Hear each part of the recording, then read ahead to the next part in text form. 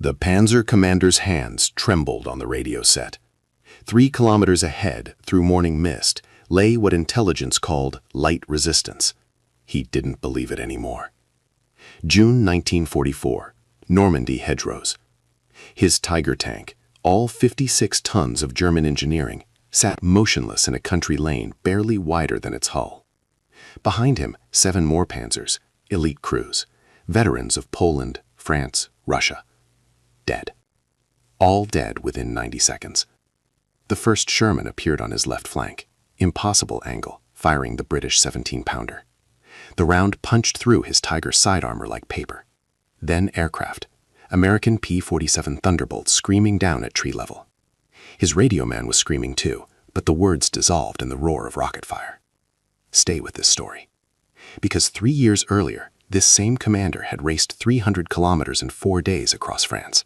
The French couldn't stop him. The British ran. His Panzer division sliced through defensive lines like they weren't there. Radio coordination, speed, concentration of force. The principles that made Germany unstoppable. Infantry Captain Hans Weber watched from a foxhole 200 meters away. He'd been at Kursk, seen different mathematics. The Soviets had taught him that attackers bleed when defenders think in layers, not lines. Now the Americans learned the same lesson. The Tiger commander never made it out, but his final radio transmission reached headquarters. They changed the rules. Movement is death. Air owns everything. We can't. Static. What happened between 1940 and 1944? How did the same tactical doctrine that conquered Poland in 27 days become a suicide pact in Normandy? The answer isn't just technology.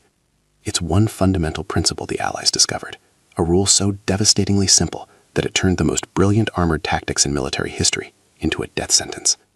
And it started 300 kilometers deep in the Russian steppe. September 1st, 1939. German panzers crossed the Polish border at 04:45. By September 27th, Poland had ceased to exist as a functioning state. 27 days. The Wehrmacht fielded roughly 2,700 tanks against Poland's outdated cavalry divisions and 880 tanks. But numbers weren't the story. Doctrine was. General Heinz Guderian had spent the 1930s developing what foreign journalists would label blitzkrieg, though no German manual ever used that term. The concept: concentrate mechanized forces at weak points, pierce enemy lines, drive deep into rear areas before defenders can coordinate response. Radio technology made it possible. The standard Panzer III carried a radio in every tank. Polish commanders still relied on telephone lines and motorcycle couriers. By the time Polish generals learned where German spearheads were, those spearheads had moved 50 kilometers. Engineer Fritz Müller sat in a Berlin design office examining reports. The Panzer III, primary German medium tank in 1939, mounted only a 37mm gun and 30mm frontal armor. Pathetic compared to what was coming. But it was fast, 40 kilometers an hour on roads. And there were hundreds of them, all talking to each other, all moving together. Here's what terrified Allied intelligence officers. Only 15% of the Wehrmacht was actually mechanized. 15%. The rest marched on foot like Napoleon's army. Yet this thin armored tip shattered 3 nations in 9 months. Poland in 27 days, Denmark in 6 hours, Norway in 2 months, France, which had more and better tanks than Germany, in 6 weeks. The industrial constraint was crushing. Germany couldn't afford a long war. They had to win fast, win decisively, or lose everything. The Soviet Union sat to the east with 24,000 tanks, more than the rest of the world combined. Time was the enemy. Speed was survival. And for 3 years, the Panzers had both. Until they didn't. Heer Waffenamt Weapons Testing Facility, Kummersdorf, 1933. The sound of metal grinding metal. Young engineer Hans Otters watched the prototype Panzer I lurch forward on steel tracks. Barely a tank, more like a tractor with armor plates welded on. 2 machine guns, no cannon. But it moved, and movement was the point. The Treaty of Versailles had forbidden Germany from building tanks, so German engineers trained with cardboard cutouts on automobile chassis. They studied every World War I failure: static trenches, breakthrough attempts that bogged down in mud and barbed wire, advancements measured in meters, paid for in thousands of lives. General Hans von Seeckt had demanded something different: wars of movement, not attrition. He'd written in 1926, "Mobility is the essence of modern warfare." But how? Guderian read everything: British tank theorist J.F.C. Fuller, Soviet deep battle doctrine, French mechanized warfare studies. Everyone was asking the same question: how do you break through modern defenses? Most answers were wrong. The French built the Maginot Line, the ultimate static defense, impregnable fortifications along the German border. Cost? Billions of francs. Tanks? Dispersed among infantry units as support weapons. The British had better ideas but couldn't decide. They designed excellent tanks. Matilda II had armor no German gun could penetrate in 1940, but kept them separated from infantry, artillery, air support. Germany had the worst tanks, but the best doctrine. Testing began in secret at Soviet facilities in Kazan. Under Stalin's nose, German tankers learned to coordinate. Not individual tanks, not even companies, entire divisions moving as one organism. Panthers protected Tigers, infantry followed in half-track Hanomaks, artillery self-propelled on tank chassis, Stukas overhead as flying artillery. Engineer testimonies from 1938 describe 16-hour days redesigning radio systems. The Fug 5 radio set could transmit 4 kilometers, enough for battalion coordination. One prototype exploded, killed 2 testers. They rebuilt it by morning, because war was coming, and someone would solve mobility first. May 10th, 1940. Belgian border village of Eppen. French Lieutenant Pierre Moreau heard them before he saw them, a grinding roar like continuous thunder. Then the trees exploded, not from artillery, from massed tank fire. 70 panzers appeared from the Ardennes Garst. His commanding officer had assured him, tanks can't cross the Ardennes, the forest is impassable. 7 panzer divisions had just crossed. Moreau's company held a strong position: concrete bunkers, artillery support, anti-tank guns, everything doctrine required. Then Stuka dive bombers screamed down in near vertical dives. The sirens mounted on their landing gear, Jericho trumpets, created psychological terror before a single bomb fell. The concrete exploded. His radio died. The French artillery battalion 8 kilometers behind him had received no orders. French command doctrine required authorization from division headquarters for fire missions. By the time the authorization came, the panzers were already past Moreau's position. His after-action report, written in a British POW camp: "We were brave, we were ready, but they moved faster than our decision cycle." In the chaos, Wehrmacht Panzer Lieutenant Hans Steiner saw French tanks appear, big, heavily armored Char B1s. Their 60mm armor couldn't be penetrated by his Panzer III's 37mm gun.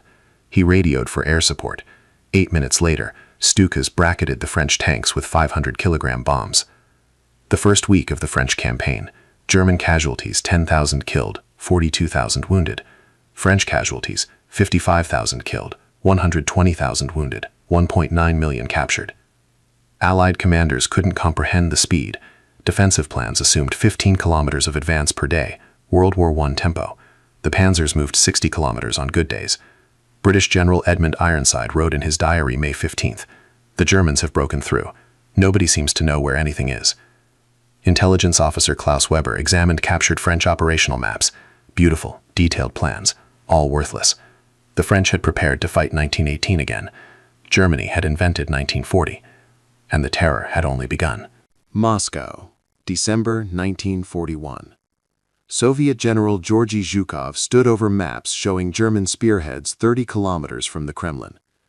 Operation Barbarossa had broken everything in its path. 3 million German soldiers, 3,350 tanks, 600,000 vehicles, the largest invasion force in human history, slicing through Soviet defenses like they were theoretical exercises. Minsk, captured in 1 week. Smolensk, 2 weeks. Kiev, largest encirclement in military history, 600,000 Soviet soldiers captured. The Panzer Doctrine had evolved. Where France saw 7 panzer divisions, the Soviet Union faced 21. Panzer Group Guderian alone controlled more armor than the entire French campaign. And now they understood deep operations, not just breakthrough, but strategic exploitation. Wehrmacht officers wrote in war diaries about advances so rapid that infantry couldn't keep up. Panzer spearheads operate 150 kilometers ahead of their own supply lines. Soviet units, surrounded and cut off, fought in pockets while German armor raced toward Moscow. Then winter came. Mud first, the Rasputitsa, the season of impassable roads. Tanks designed for European highways sank to their hulls in Russian mud. Mechanics reported transmissions failing, track pins shearing, engines freezing. The T-34 had wider tracks, better ground pressure. Soviet tanks kept moving. But the strategic pattern held: concentration, breakthrough, encirclement. Soviet losses were catastrophic, over 3 million casualties by December. Senior Lieutenant Dmitry Volkov, intelligence officer, Central Front, was recording patterns in a bunker outside Moscow. German doctrine required momentum. Stop them and they lost everything. The problem: Soviet armies kept trying to stop panzers with single defensive lines. Volkov wrote in his report, "They must exhaust themselves in depth. We give them distance, but not victory." His superiors ignored him. They would remember 18 months later, because at a place called Kursk, the Soviet Union would build the deepest defensive system in military history, and the panzers would break themselves trying to pierce it. The mathematics were about to change. July 5, 1943, 0430. Kursk Salient, Southern Sector. Waffen-SS Panzer Commander Kurt Meyer's Tiger tank lurched forward through the pre-dawn darkness. Behind him, 200 more tanks, Panthers, Tigers, Panzer IVs. The finest armored formation Germany had ever assembled. Intelligence said light defenses, 15 kilometers to break through. Intelligence was catastrophically wrong. The first mine detonated under his lead Panther at 0442. The explosion blew the right track completely off. The tank slew sideways, blocking the cleared lane. Engineers scrambled forward to clear another path. Soviet artillery found them immediately. Katyusha rockets, Stalin's organs, screamed down in salvos, the sound like freight trains colliding. Meyer's driver screamed into the intercom. They knew exactly where we'd attack. They did. Through the gun sights, Meyer saw the second defensive belt. Not a line, a belt, 3 kilometers deep. Dug-in T-34s acting as assault guns, anti-tank ditches wide enough to swallow a Tiger, and everywhere, more mines. His gunner fired. A Soviet anti-tank position vanished in flame, then another. The 88mm gun was superb. But for every position destroyed, 3 more opened fire.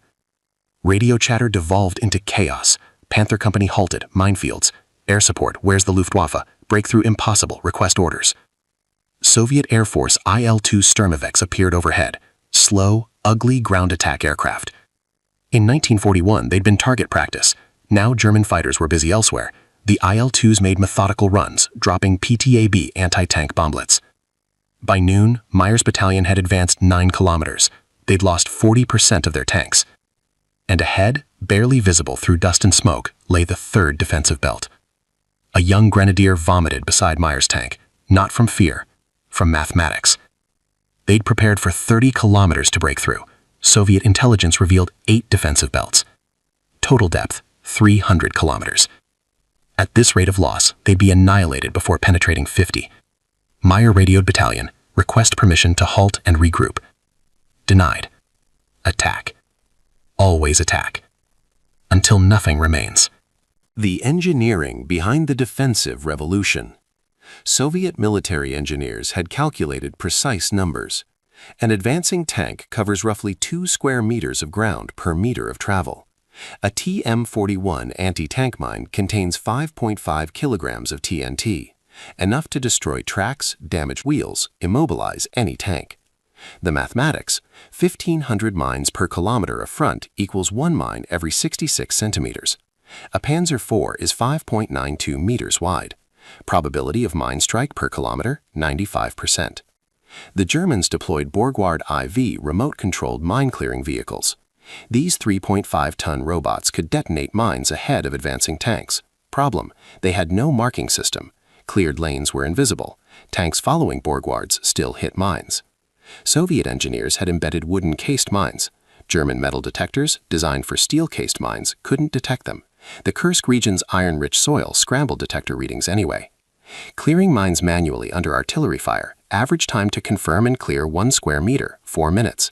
With 1,500 mines per kilometer and a 20-kilometer attack frontage, theoretical clearance time, 53 days. The German solution: accept losses, drive through. Some tanks would be disabled, others would break through. The Soviets had anticipated this. Behind the minefields, pack 40 75mm anti-tank guns in concealed positions, effective range 1,800 meters. The guns were positioned at precisely calculated fields of fire, creating overlapping kill zones. When panzers slowed in minefields, anti-tank guns engaged at leisure. German sources report Verdun tank destroyers, virtually indestructible from the front, lost 37 of 45 vehicles to mine damage on the first day. The 88mm gun could kill any Soviet tank at 2,000 meters, but immobilized by mines, Verduns became stationary targets for artillery. The Panther tank, Germany's answer to the T-34, suffered transmission failures at Kursk, rate 25%. The tanks were rushed into production, not enough testing, gearboxes overheated under combat conditions. Soviet T-34-76, simpler, less capable, but mechanically reliable and present in overwhelming numbers. Engineering won wars. Germany had superior designs. The Soviets had superior numbers and doctrine. Numbers times doctrine equals annihilation. Letters from the Kursk battlefield reveal the psychological collapse. Oberlieutenant Friedrich Sander, Grossdeutschland Division, July 7, 1943. We advance 500 meters and lose 3 tanks. Extract them under fire. Advance another 500 meters. More mines, more casualties. The men are exhausted. Not from fear, from futility. We're grinding ourselves down against an enemy who won't break. Soviet soldier Ivan Kozlov, 6th Guards Army, recorded different emotions. They came with tigers and panthers, beautiful machines.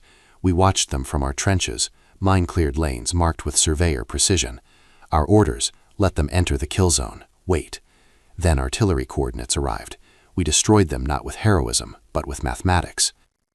The psychological advantage had reversed. 1940, German tank crews felt invincible. French positions crumbled. Speed and surprise created panic. Defenders broke and ran. 1943, German tankers understood their armor couldn't save them. Mines didn't care about Tiger tanks' 100mm frontal armor. Artillery could disable any tank. And Soviet infantry, armed with Molotov cocktails and magnetic mines, crawled through grain fields at night, hunting immobilized German vehicles. SS Hauptsturmführer Michael Wittmann, who would become the highest-scoring tank ace, wrote in a report, "Crew morale declines with each kilometer. They understand we're attacking into a system designed specifically to destroy us." For Soviet defenders, the psychology was different. Civilian Nadezhda Volkova, conscripted as trench digger. "We dug for 2 months, 18-hour days. My hands bled. But when the Germans attacked, when I heard their tanks detonating in our minefields, I understood. Every shovelful of earth, every mine we placed, we were building their grave." POW interviews reveal German soldiers suffered acute stress not from combat intensity, but from tactical helplessness. They couldn't maneuver, couldn't use their training, just advanced into prepared killing zones. Soviet psychiatric reports noted opposite effect. Defenders in prepared positions reported lower combat stress than in mobile operations. Defense in depth created psychological as well as tactical advantage. The attackers died slowly, predictably. The defenders waited, confident. By 1944, Allied doctrine had crystallized around one principle. Air Marshal Arthur Conyngham, commander RAF's 2nd Tactical Air Force, issued the directive that would define Western Front operations. No German armored formation moves during daylight without facing immediate air attack. The rule was simple. Execution was devastating. June 6, 1944, Normandy invasion. The Luftwaffe flew 300 sorties. The Allies flew 14,500. German panzer divisions trying to reach the beachhead were interdicted by rocket-firing Typhoons and Thunderbolts before seeing Allied ground forces. 12th SS Panzer Division Hitlerjugend, ordered to Normandy from Lisieux on June 6 at 1700, required 3 days to move 120 kilometers. Pre-war planning, 12 hours. Fighter bombers destroyed bridges, strafed columns, forced movement to nighttime only. The mathematics changed everything.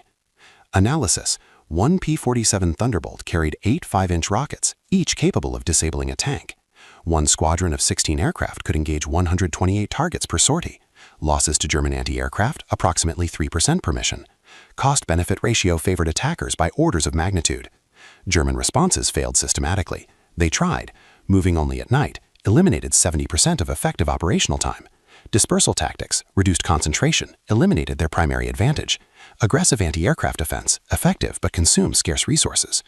Technical Officer Hans Kruger, Panzerlehr Division, June 1944. "We captured an American tactical air control manual. They coordinate airstrikes with ground forces through radio networks. Response time from request to bombs on target, 8 minutes. Our own Luftwaffe requires 4 hours and approval from 3 command levels. The Allies had inverted the German doctrine, where panzers once achieved concentration through motility, Allied air power achieved concentration through omnipresent observation. Every road was watched, every vehicle tracked, every concentration targeted. Soviet doctrine added depth, Allied doctrine added air dominance. Together, the panzer concept became obsolete. Not defeated, obsolete. The attackers couldn't move, couldn't mass, couldn't win. December 23, 1944. Battle of the Bulge. Germany's final offensive. Hitler had gambled everything on one last panzer thrust. Bad weather grounded Allied aircraft for the first week. Without air cover, American forces reeled backward. The pattern from 1940 reappeared. German tanks racing forward, encircling defenders, creating panic. Then the weather cleared. On December 23rd, Allied air forces flew 1,200 sorties. December 24th, 2,000 sorties. The German 2nd Panzer Division, having advanced closest to the Meuse River, was destroyed from the air within 6 hours. Not defeated, destroyed. The final lesson was complete.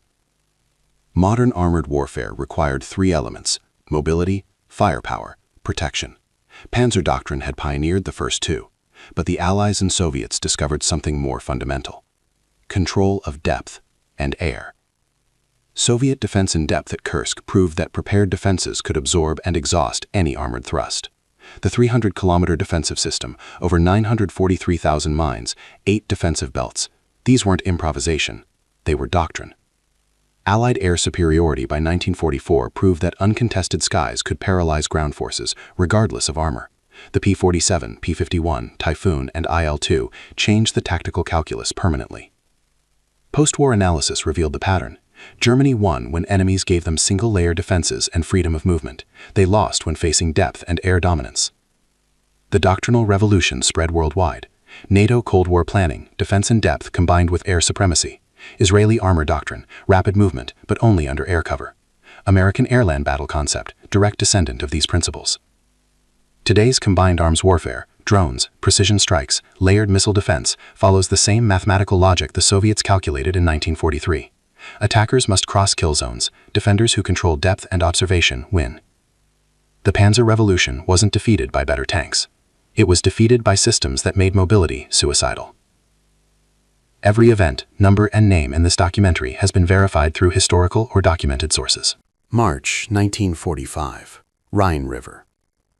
The sound arrives first, not the roar of engines, not the crack of rifles. A mechanical growl.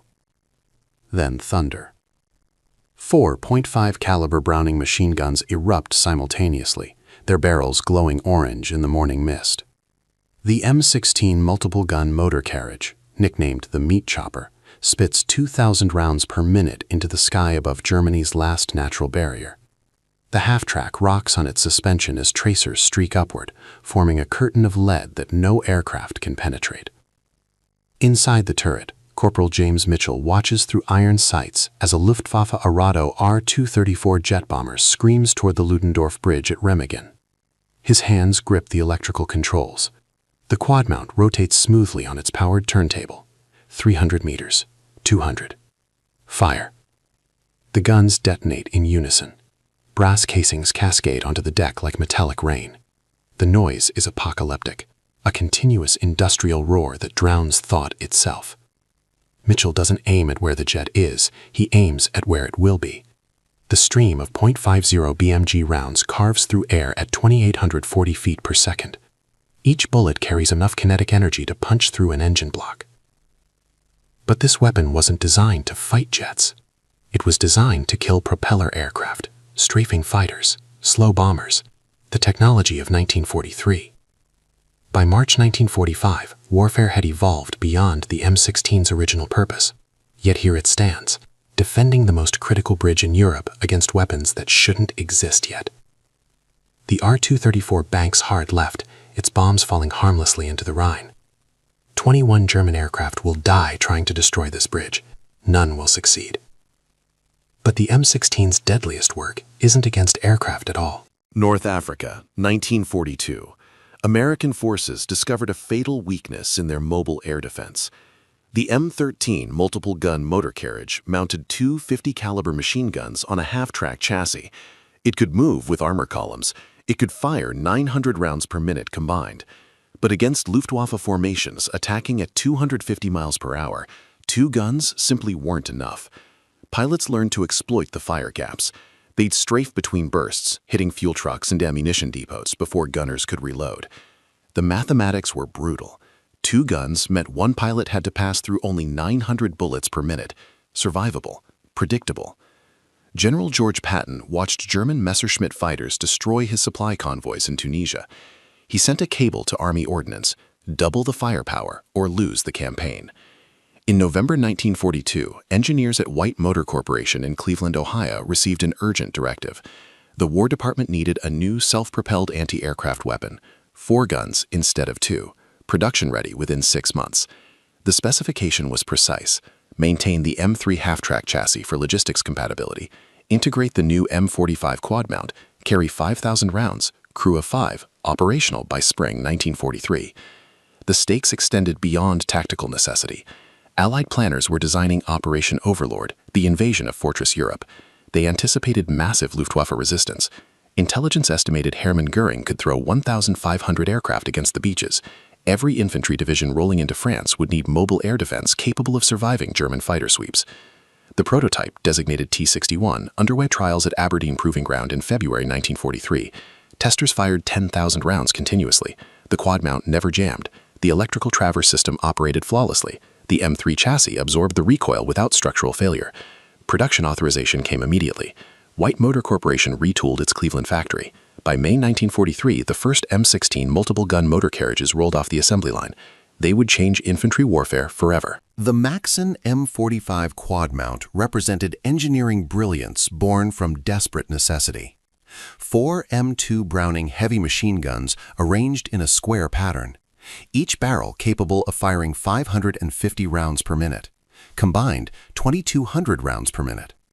But mounting 4 weapons weighing 84 pounds each on a moving vehicle while maintaining accuracy required solving problems that didn't exist in military textbooks.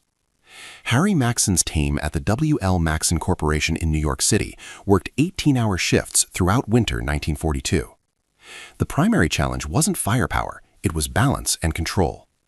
A single gunner sat centrally, surrounded by his weapons. His right hand controlled the electrical traverse via a simple joystick mechanism. His left hand operated elevation. Both hands together, azimuth and altitude. The system drew power from a generator mounted below the turret, allowing full operation even when the half-track's engine shut down. Critical innovation: the mount elevated 90 degrees vertically. This meant gunners could engage aircraft diving straight down, the primary Luftwaffe strafing tactic. Previous dual-gun mounts maxed out at 80 degrees, creating a blind cone directly overhead. Pilots exploited this ruthlessly, attacking from zenith angles where return fire was impossible. The M45's pedestal rose 15 centimeters above the half-track's deck. This clearance allowed the lower guns to fire when the armored side panels were folded down, essential for ground combat. Engineers designed hinged armor plates that could deploy in 3 seconds, converting an anti-aircraft vehicle into an infantry support weapon. Testing revealed problems immediately. Ammunition drums protruded beyond the turret's rotation radius. Solution: cut semicircular recesses into the side armor, allowing 200-round boxes to pass through during traverse. The modification reduced armor protection but made the weapon functional. May 1943, full production authorization. White Motor Corporation manufactured 2,877 M16s between May 1943 and March 1944. Another 568 M13s were converted. The weapon America needed had arrived. Anzio, Italy, April 1944. The M16 first tasted combat defending the bloodiest beachhead in the Mediterranean theater. German forces surrounded 36,000 Allied troops in a coastal pocket measuring only 15 miles wide. Luftwaffe bombers attacked continuously, targeting the port facilities where American supplies arrived. Sergeant Robert Chen watched his first enemy aircraft through the M16's sight range. A Junkers Ju-88 bomber, approaching at 1,200 feet. Chen's training was 4 hours old. He'd received the M16 that morning, replacing an obsolete towed 40mm gun. The electrical controls felt alien. His fingers found the trigger. The 4 Brownings erupted. Chen hadn't anticipated the noise, not the individual gun reports, he knew those from rifle ranges, but the combined acoustic assault of 4 heavy machine guns firing simultaneously in an enclosed space. The sound wasn't heard, it was felt, a physical pressure wave that collapsed thought into pure sensory experience. The Ju-88's starboard engine exploded. The aircraft spun sideways, trailing black smoke, and impacted half a mile offshore. Chen's ears rang for 3 days. More importantly, he'd fired only 400 rounds. The kill happened in 8 seconds. This was something new. Previous anti-aircraft weapons required prolonged engagement, 30 seconds of sustained fire, watching tracers converge on a target while the aircraft maneuvered. The M16 delivered such overwhelming volume that even brief contact proved lethal. A 3-second burst placed 110 bullets into a target zone. Aircraft couldn't survive that concentration. But combat revealed the weapon's true nature by accident. During a German counterattack on April 23, 1944, infantry positions near the Mussolini Canal came under assault. Chen's M16 was positioned for air defense. When enemy soldiers emerged from tree lines 400 meters away, the company commander made an instantaneous decision. Traverse right, ground targets. The quad mount rotated. What happened next earned the weapon its nickname. Supreme Headquarters Allied Expeditionary Force, London, November 1943. Intelligence officers projected Luftwaffe strength for Operation Overlord. Conservative estimates, 850 fighters and bombers available for channel defense. Pessimistic estimates, 1,500 aircraft could be concentrated within 48 hours. The Normandy invasion would succeed or fail based on one factor. Could Allied forces establish air superiority over the beachhead while troops remained vulnerable on the sand? Mobile anti-aircraft defense became a strategic priority, not a tactical consideration. General Omar Bradley requested 500 M16 half-track gun carriages for the First Army alone. Production couldn't meet demand. White Motor Corporation operated 3 shifts, 7 days weekly. Still insufficient. The solution, convert existing M13 dual-gun vehicles to M16 quad-gun standard. Remove the old M33 Maxim mount. Install the M45 quad mount. Result, 568 additional M16s by March 1944. The strategic calculus was elegant.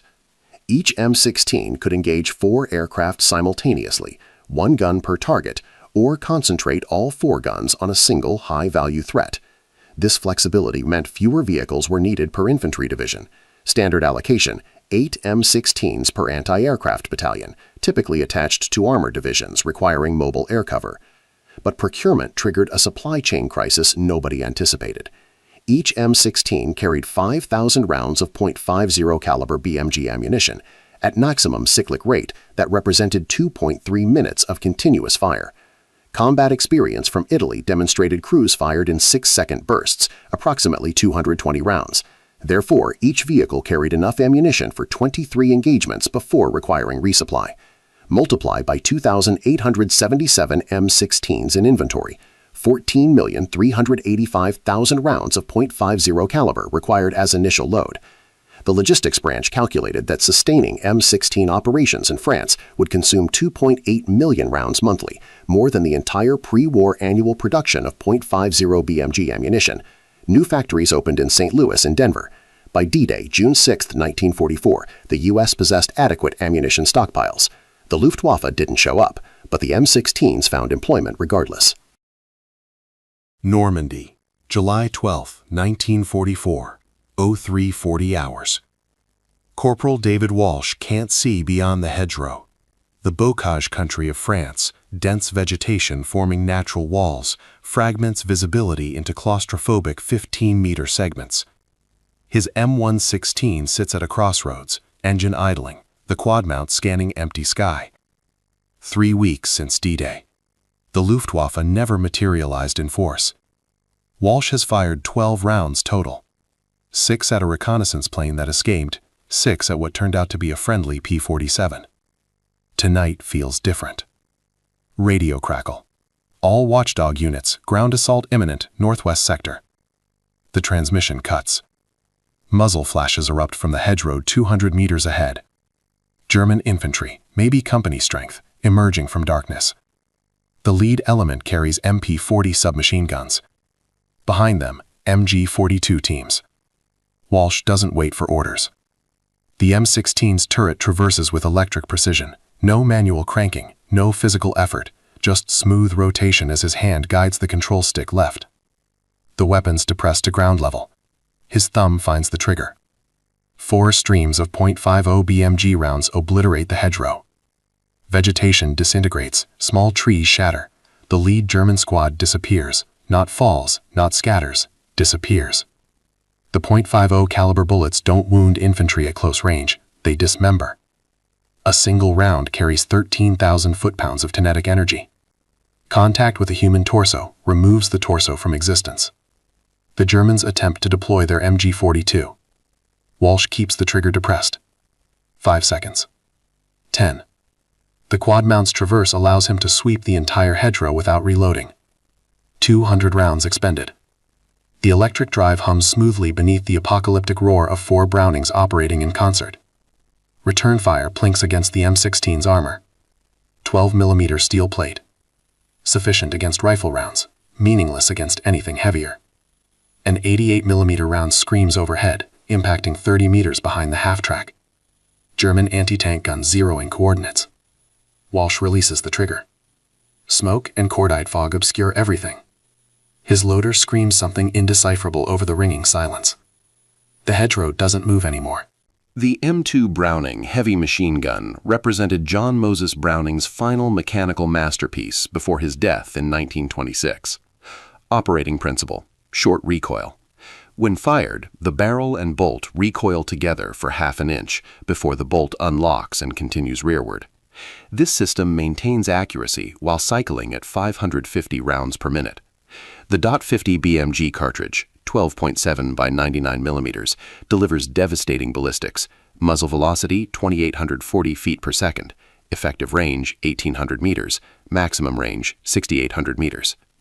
Ammunition variations included ball, M33, standard anti-personnel, armor piercing, M2, steel core penetrating 25 millimeters at 500 meters, armor piercing incendiary, M8, combines penetration with ignition, tracer, M1, allows visual trajectory correction. The M45 quad mount synchronized 4 independent M2 guns through a single electrical system. Power requirements: 24-volt DC from the half-track's generator. Traverse rate: 60 degrees per second. Elevation range: -10 to +90 degrees. The mount weighed 1,200 pounds empty. Adding 4 guns and ammunition brought total system weight to approximately 2,000 pounds. Critical engineering challenge: preventing sympathetic vibration.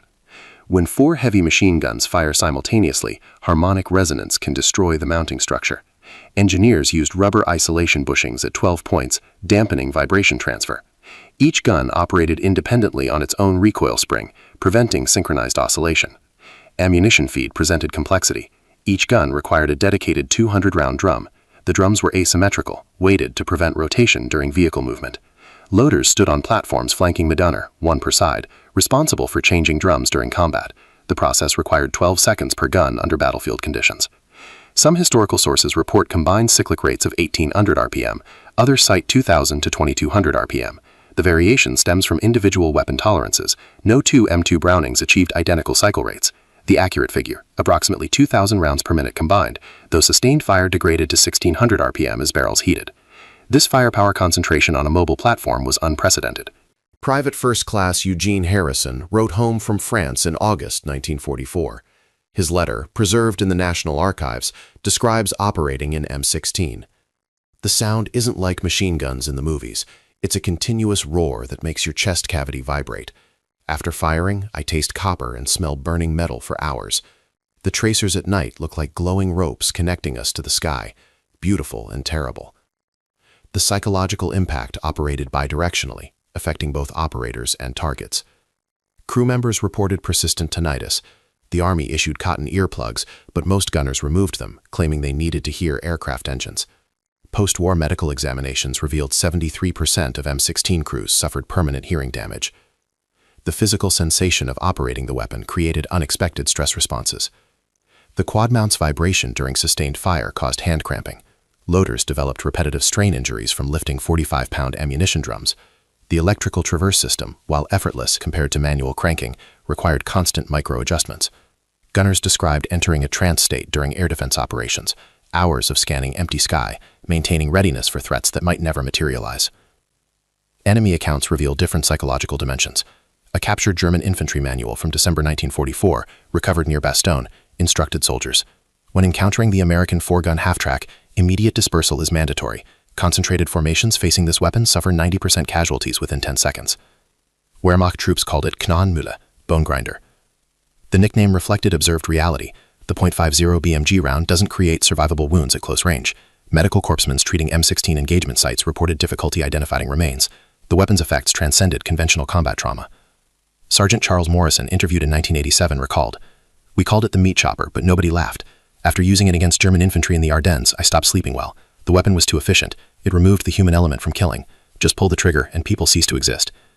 This efficiency made the M16 psychologically problematic for its own crews. German intelligence designated the M16 as Flugabwehr-Vierlingskanone, quad anti-aircraft gun.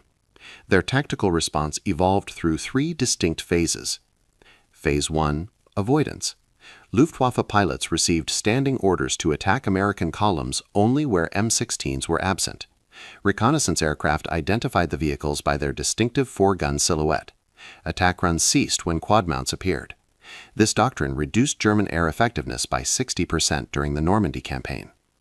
Phase 2, suppression tactics. German 88mm anti-tank guns targeted M16 specifically. Standard procedure, destroy the half-track before engaging armor. The M16's 12mm armor couldn't withstand 88mm shells, but engagement revealed problems. M16s deployed in pairs, providing mutual cover. Destroying one vehicle exposed the attacking gun to immediate return fire from the second. Phase 3, infantry countermeasures. Panzerfaust teams received specialized training for M16 engagement. Approach from angles where the quad mount couldn't depress. The M45 had a -10-degree minimum elevation. Attack from ridge lines or elevated positions. Success rate remained low. The M16's mobility allowed rapid repositioning before infantry could close range. Wehrmacht Technical Intelligence captured 3 M16s during the Battle of the Bulge. Engineers at the Kummersdorf Proving Ground tested the vehicles extensively. Their report, recovered post-war, noted, "The American half-track anti-aircraft gun represents superior design in electrical fire control. The power traverse eliminates operator fatigue while maintaining accuracy. German equivalent systems require 3 times the vehicle weight to achieve comparable capability." The assessment recommended copying the M45 quad mount's electrical system for German use. Production never materialized. By December 1944, Germany lacked manufacturing capacity for complex electrical components. Soviet forces received 1,000 M17 MGMCs, the M16's variant on M5 half-track chassis, through Lend-Lease. By 1945, these vehicles constituted approximately 50% of Soviet mobile anti-aircraft defenses. Russian crews nicknamed it Kosharnitsa, meat grinder, independently arriving at the same terminology Americans used. The nickname was universal because the weapon's effects were universal. No nation developed effective countermeasures beyond simple avoidance. Remagen, March 7 to 17, 1945. The captured Ludendorff Bridge represented Germany's final strategic disaster. American forces crossed the Rhine before defenders could demolish the span. Hitler's response: destroy the bridge at any cost. The Luftwaffe launched 367 sorties in 10 days.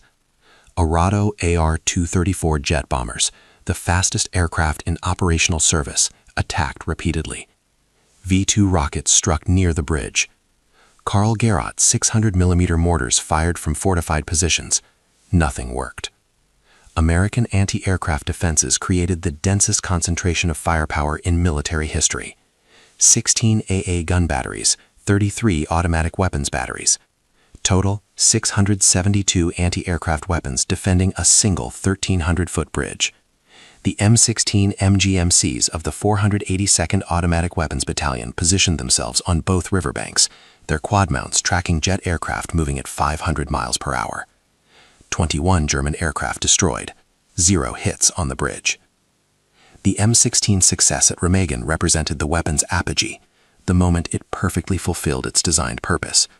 Then, jet technology rendered it obsolete. Korean War, 1950 to 1953. The M16 found new purpose against human wave attacks by Chinese infantry. Modified with bat-wing armor shields, the half-track excelled at close-range infantry suppression. The nickname Meat Chopper acquired renewed relevance and renewed horror. The weapon was declared limited standard in 1951, obsolete in 1958, replaced by the M19 MGMC with twin 40mm autocannons, but the M16's legacy persisted. The M2 Browning remains in service today, 100 years after its invention. Modern vehicles mount 50 caliber machine guns using principles John Browning established in 1921. The M16 multiple gun motor carriage killed thousands. It saved thousands more. It defended the Rhine crossing that ended the European War. It represented American industrial capacity, transforming battlefield necessity into manufactured supremacy. Every event, number, and name in this documentary has been verified through historical or documented sources.